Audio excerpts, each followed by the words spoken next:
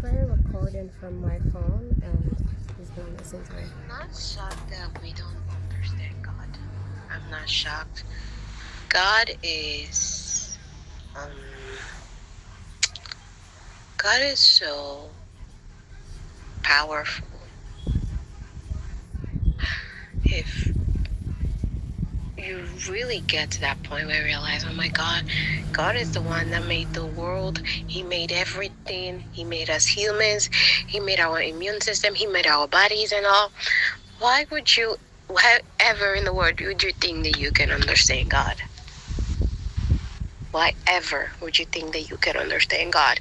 I feel like what happens is that a lot of people try to bracket God into their opinions, and into, a lot of people try to bracket God into what they would like to think about God. But honestly, I feel like the best way for non-believers to develop a relationship with God is to actually just sit back and say, God, I want to know you. I want to know who you are. Don't say, God, I want to know you in my own way. No, no, doesn't work like that. Like, come on, look at the world, look at everything that God made, including us. Look at just life, look at places, look at people, look at our immune system, look at childbirth, look at every foundation that the Lord has created. Why do you think that you can box him in your understanding? No. And that is where a lot of people make mistakes. They want to box God in their understanding. You don't want to sit back and say, Lord, I want to know you. No.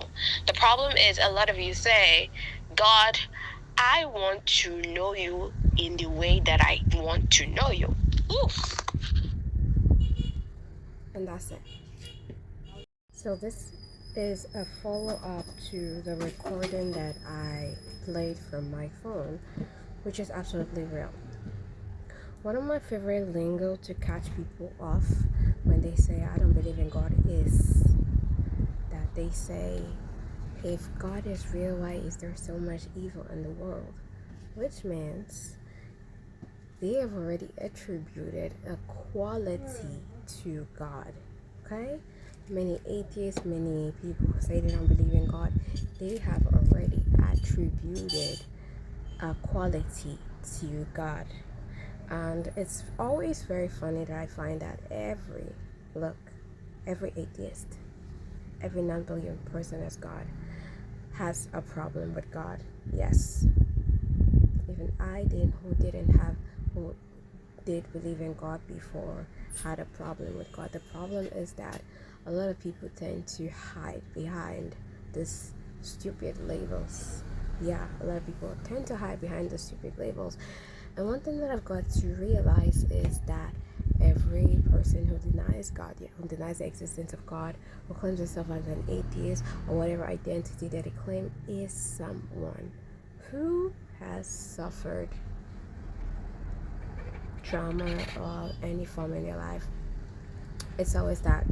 It's always that, because you'll see that half of their favorite sentence to make use of is, if God is real, why is there so much evil in the world? Which means that they have already attributed a quality to God. And I'm not and I'm not and I'm not against that, because God is good. God is good. So whether you acknowledge him or not, there is always this weird thing where people acknowledge God as good, even if they don't like him, or even if they boldly proclaim that they do not believe in God outside, but in them they know they believe in God. They just don't. I'm not gonna swear. They just don't roll with God, because a lot of people on this earth have a qualms against God. A lot of people have some issues with God, because growing up, God, not just what we were told, for some weird reasons, I like to think that we have all portrayed God as a good God, and I don't know why there is. It's not just about religion, because I didn't get sat down and get told that God is good and all. I just always grew up wondering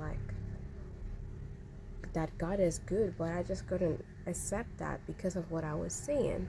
Now I want to say something very powerful that's going to change the outlook of everybody who deals with this kind of mentality, who lives in this kind of reality. If God is real, which He is, what makes you think that whatever you have boxed Him in is who He is? Yes. I want to say something powerful. God is not who you think that He is. God is the opposite of what you think that He is. God is not who you think that He is, and we can box Him and creating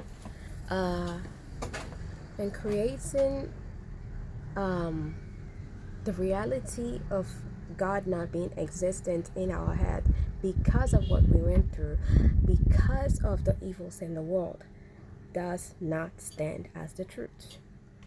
If God is real, what makes you think that you know Him? That is something powerful. That is something powerful for you to think about. If you don't believe in God, yet there is God, how would I say? What makes you think that you know God? Yes, what makes you think that you know God?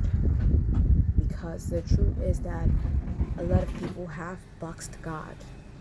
Yes, every absolute body who has not gotten to know God has boxed Him. Have you gotten to know God before you judge Him? Because that's what a lot of you are doing. You are judging Him before you get to know Him. It's not about putting your feelings in and trying to know God by your feelings, because a lot of you are defining God and are saying that God is not existent through your feelings. Your feelings are not the truth. The truth is the truth, not your feelings. The truth is the truth. And I believe that one of the best ways for people to know God, you don't have to have a relationship with Him to just know Him, is by asking this simple question: God, who are you? And what are you like? Because this question changed my life. Leave your feelings at the door. Leave your heart at the door if you want to know God. Because the burdens that you carry, the hurt that you carry, is what blocks you from seeing God. Yep.